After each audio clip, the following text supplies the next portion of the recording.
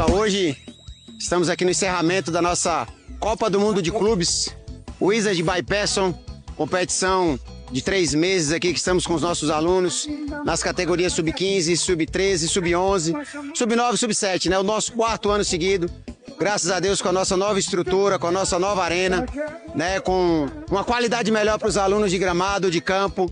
Estamos muito felizes de estar podendo estar entregando essa final agora.